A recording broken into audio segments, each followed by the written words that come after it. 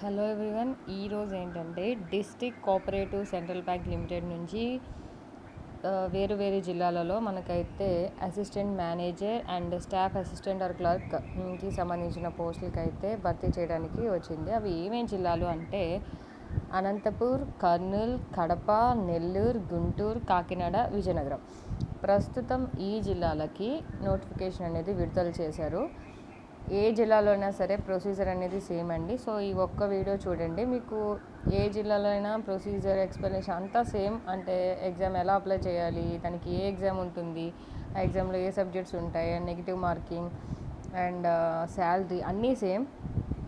But apply చేసుకునే links మాత్రం different. అవి నేను డిస్క్రిప్షన్ బాక్స్లో విడివిడిగా అయితే మీకు చేస్తాను. అనంతపూర్కి సంబంధించి అనంతపూర్ లింక్స్ పెడతాను, కర్నూలుకి సంబంధించి కర్నూలు లింక్స్ పెడతాను. మీరు ఏ జిల్లా అయితే ఆ జిల్లా లింక్ని ఓపెన్ చేసి చక్కగా అయితే అప్లై చేసుకోండి. బట్ ప్రొసీజర్ మాత్రం అన్నిటికీ సేమ్.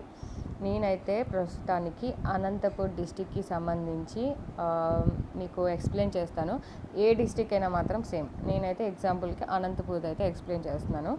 అది కూడా అసిస్టెంట్ మేనేజర్ రిలేటెడ్కి సంబంధించి ఎక్స్ప్లెయిన్ చేస్తున్నాను. ఒకవేళ మీకు స్టాఫ్ అసిస్టెంట్ ఆర్ క్లర్క్కి సంబంధించి కావాలంటే ఆ లింక్ కూడా నేను డిస్క్రిప్షన్ బాక్స్లో పెడతాను, ఒకసారి చూసేయండి. శాలరీస్ ఒకటే different. So Anantapur district cooperative central bank limited assistant manager కోసం ఏంటి అన్నది చూద్దాం. సో వీడియోలోకి వెళ్ళిపోదాం. దీనికి లాస్ట్ డేట్ వచ్చేసరికి December 3 అండి. ఇక్కడ క్లియర్గా మెన్షన్ చేశారు ఓసీకి ఎన్ని పోస్టులు, బీసీకి ఎన్ని, ఎస్సీకి ఎన్ని, ఎస్టీకి ఎన్ని, ఉమెన్కి ఎన్ని అని, జనరల్ వాళ్ళకి ఎన్ని అని ఇక్కడ క్లియర్గా అయితే మెన్షన్ చేశారు. సో నెక్స్ట్కి వెళ్ళిపోతే పే స్కేల్ అండి. అంటే మీ శాలరీ వచ్చేసరికి స్టార్టింగ్ అసిస్టెంట్ మేనేజర్కి 15,925 రూపీస్ టు ఇంకా అలా ఉంటుంది అని చెప్పారు. సో అది నెక్స్ట్ 18కి వెళ్తుంది, నెక్స్ట్ 24,000కి వెళ్తుంది, 33,000కి వెళ్తుంది, 35,200కి వెళ్తుంది, ఇలా 21 స్టేజెస్. దాని తర్వాత ఇంకా 3 స్టేజెస్ ఉన్నాయండి ఇంక్రిమెంట్స్. ఆ ఇంక్రిమెంట్స్ ఎలా పెరుగుతాయంటే ఇయర్లీ 1,460 రూపీస్ ఇయర్కి మీకు మీ శాలరీ అనేది యాడ్ చేస్తారు, పెంచుతారు. సో మీకు పర్ మంత్ అనేది స్టార్టింగ్ మినిమం 33,000 అయితే వస్తుందని ఇక్కడ క్లియర్గా మెన్షన్ చేశారు. Inclusive of DA and HRA అన్నీ కలుపుకొని మీకు 33,000 మీకు ఉంది అని ఇక్కడైతే మెన్షన్ చేశారు. అండ్ ఇక్కడ ఎలిజిబిలిటీ ఏం లేదండి, ఓన్లీ వన్ థింగ్, అది ఏంటంటే మీరు లోకల్ క్యాండిడేట్ అయి ఉండాలి. మీరు లోకల్ క్యాండిడేట్గా రిప్రజెంట్ చేసేలాగా మీకు రెసిడెన్స్ సర్టిఫికేట్ అయినా ఉండాలి. రెసిడెన్స్ సర్టిఫికేట్లో క్లియర్గా మీరు ఏ డిస్ట్రిక్ట్ అనేది క్లియర్గా అయితే మెన్షన్ చేస్తారు. అండ్ ఇది కాకుండా ఇంకా ఏంటంటే మీ సర్టిఫికేట్స్, ఫర్ ఎగ్జాంపుల్ నేను అనంతపూర్ డిస్ట్రిక్ట్లోనే చదివాను అనుకోండి, నాది 6th నుంచి 10th వరకు అనంతపూర్ డిస్ట్రిక్ట్లోనే కంప్లీట్ చేసినట్టు సర్టిఫికేట్స్లో మీ డిస్ట్రిక్ట్ అనేది మెన్షన్ చేస్తారు కదా. సో అది కూడా మీ డిస్ట్రిక్ట్ని రిప్రజెంట్ చేసేలాగైతే ఉంటుంది. ఇవన్నీ అయితే మీరు అప్లోడ్ చేయాల్సి ఉంటుంది ఆన్లైన్లో. సో అదండి మీ ఎలిజిబిలిటీ. అండ్ మీకు ఏజ్ విషయానికి వస్తే మినిమం 18 years ఉండాలి, మ్యాక్సిమం 30 years ఉండాలి. సో ఒకవేళ మీరు ఎస్సీ ఎస్టీ క్యాస్ట్ అయితే 5 years ఏజ్ రిలాక్సేషన్ ఉంది, బీసీ క్యాస్ట్ అయితే 3 years ఉంది, ఫిజికల్లీ ఛాలెంజ్డ్ జనరల్ కేటగిరీ అయితే 10 years ఉంది, physically challenged SC ST category అయితే 15 years ఉంది, ఫిజికల్లీ ఛాలెంజ్డ్ బీసీ కేటగిరీ అయితే 13 years ఉంది. మీరు ఒకవేళ ex service man, disabled ex service man అయితే మీకు ఇంకొక 3 years ఉంది.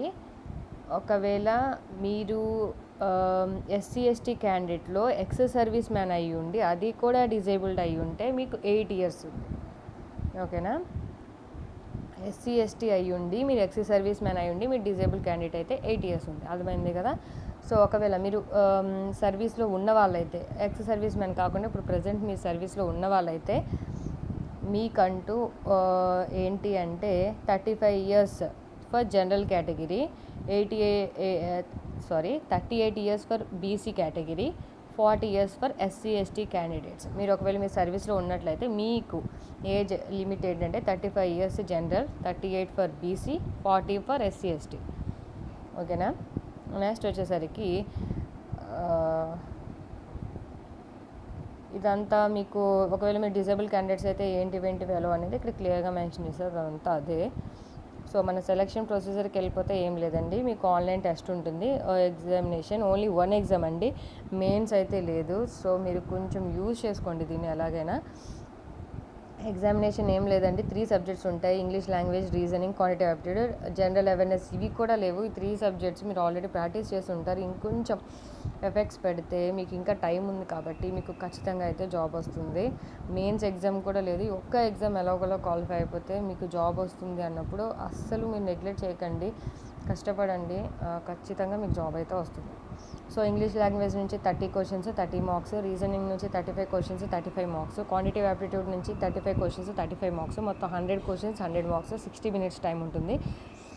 ఇలా ఈ ఎగ్జామ్ అనేది ఆన్లైన్లో అయితే జరుగుతుంది. ఈ ఆన్లైన్ ఎగ్జామ్ అయిపోయిన తర్వాత అండ్ ఇంకొకటి ఏంటంటే ఈ ఆన్లైన్ ఎగ్జామ్లో నెగిటివ్ మార్కింగ్ అనేది ఉంటుంది.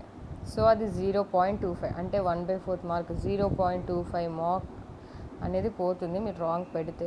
సో మీకు వచ్చింది కాన్ఫిడెంట్ అంటే పెట్టండి, ఏది పెడితే అది మాత్రం పెట్టొద్దు. మీకు వచ్చింది కాన్ఫిడెంట్గా పెట్టినవైనా చాలు మీకు జాబ్ రావడానికి. సో మీరు నీట్గా ప్రిపేర్ అయ్యి మీకు వచ్చినవి మాత్రమే పెట్టండి. సో ఇంకొకటి ఏంటంటే ఇది అయిపోయిన తర్వాత బ్యాంక్స్ వెబ్సైట్లో ఎవరైతే క్వాలిఫై అయ్యారో ఎగ్జామ్కి ఇంటర్వ్యూకి పిలిచినట్టుగా మీకు నేమ్స్ మీ నేమ్స్ అయితే డిస్ప్లే అవుతాయి.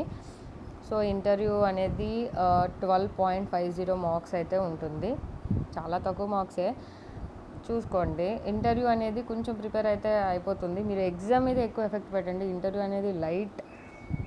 అది ఎగ్జామ్ అయిపోయిన తర్వాత కొన్ని డేస్ కంటిన్యూగా ప్రాక్టీస్ చేస్తే ఇంటర్వ్యూ మీరు ఈజీగా క్రాక్ చేయొచ్చు. 12.5 మార్క్స్ అండి.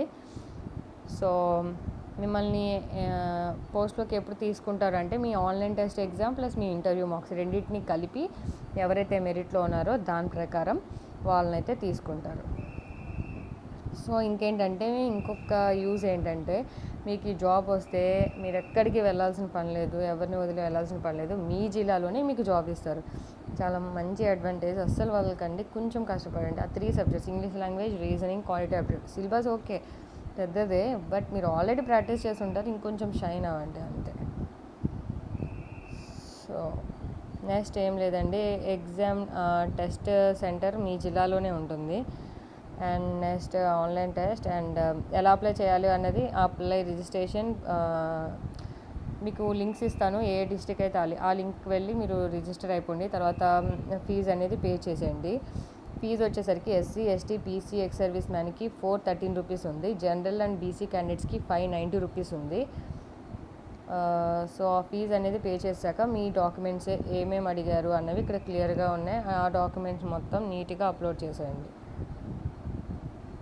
సో ఇదండి, మీరు కొంచెం ప్రిపేర్ అయితే చాలండి, మీకు ఖచ్చితంగా జాబ్ వస్తుంది. అండ్ ఇంకొక థింగ్ ఏంటి అంటే మీకు ఈ జాబ్ వచ్చిన తర్వాత మిమ్మల్ని 2 ఇయర్స్ కంటిన్యూగా వర్క్ చేయమని ఒక అగ్రిమెంట్ అయితే మీకు ఇస్తారు. మీరు ఆ అగ్రిమెంట్ని బ్రేక్ చేస్తే 2 lakhs అనేది పే చేయాల్సి వస్తుంది.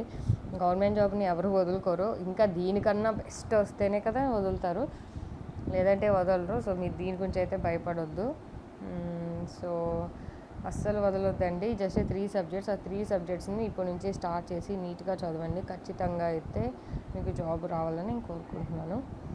అండ్ దెన్ మీకు ఇంకా ఏమైనా డౌట్స్ ఉంటే నాతో కామెంట్ సెక్షన్లో షేర్ చేసుకోండి, నేను మీకు ఖచ్చితంగా రిప్లై ఇస్తాను. అండ్ స్టాఫ్ అసిస్టెంట్ ఆర్ క్లర్క్కి సంబంధించి వీడియో కూడా డిస్క్రిప్షన్ బాక్స్లో పెట్టాను, అది కూడా ఒకసారి చూడండి. మీరు దేనికైనా అప్లై చేసుకోవచ్చు, అది మీ ఇష్టం. సో సబ్స్క్రైబ్ చేయండి, బెల్ ఐకాన్ని క్లిక్ చేయండి, ఆ గంట సింబల్ని అయితే క్లిక్ చేయండి. నా నోటిఫికేషన్స్ మీకు ఎప్పటికప్పుడు వస్తే మీరు అప్డేట్లో ఉంటారు. Thank you so much.